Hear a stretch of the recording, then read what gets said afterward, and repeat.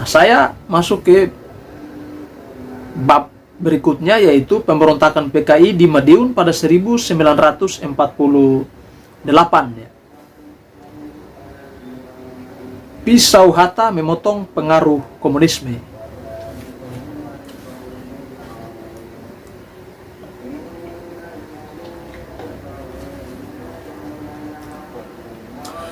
Setelah kabinet Amir Syarifuddin jatuh pada bulan Januari 1948, akibat perjanjian Renville, Muhammad Hatta ditunjuk sebagai formatur kabinet.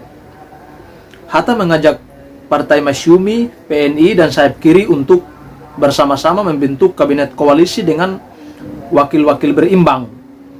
Nah, sayap kiri tidak menolak, tetapi menuntut untuk memperoleh 10 kursi dalam kabinet dengan posisi yang dikehendaki, seperti Menteri Pertahanan, Menteri Luar Negeri, dan sebagainya.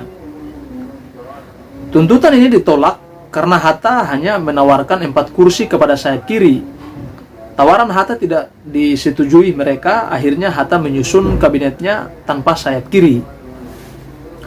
Pada tanggal 29 Januari 1948, kabinet presidensial Hatta diumumkan tanpa mengikut sertakan sayap kiri.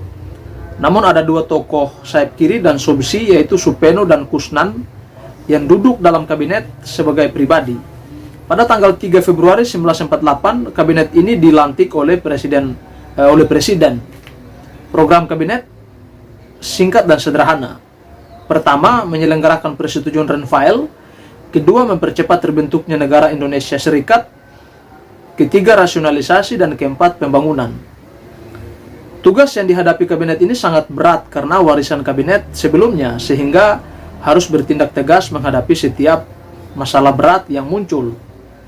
Karena tugas berat ini, Harian Nasional menamakan kabinet Hatta sebagai kabinet pisau cukur ya. Kritik pertama terhadap kabinet Hatta dilancarkan oleh kelompok Amir Syarifuddin, FDR ya. Kelompok ini menyatakan bahwa kabinet Hatta tidak bertanggung jawab kepada parlemen, KNIP. Di samping kritik, kelompok ini menuntut 2 hal ya. Pertama, agar pemerintah membatalkan persetujuan Linggajati dan Renville serta berunding atas dasar pengakuan kedaulatan. Kedua, melakukan nasionalisasi perusahaan-perusahaan asing tanpa kompensasi. Sementara adanya perubahan dalam garis strategi komunisme internasional mempengaruhi juga tingkah laku politik PKI. Perubahan dari garis Dimitrov yang menganut garis lunak, kerjasama komunis dengan kapitalis dan imperialis dalam menghadapi fasisme, ke garis Zhanov ya, yang menganut garis keras. Isi pokok garis Zhanov adalah membagi 2 kubu yang bertentangan, yaitu kubu kapitalis imperialis yang dipimpin oleh Amerika Serikat dengan kubu komunis yang dipimpin oleh Uni Soviet. Penjelasan tentang pelaksanaan garis ini dibahas dalam Konferensi Pemuda Asia Tenggara di Kalkuta yang berlangsung dari tanggal 19 hingga 26 Februari 1948 ya.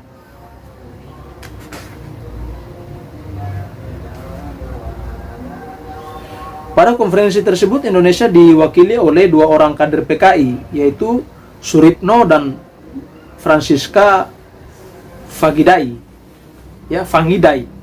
Pada konferensi ini dirumuskan garis doktrin perjuangan komunis yang baru. Sementara pada tanggal 16 Februari 1948, Perdana Menteri Hatta di hadapan sidang BP KNIP menjelaskan kebijaksanaan pemerintah dalam rangka pelaksanaan programnya. Pertama, krisis Indonesia.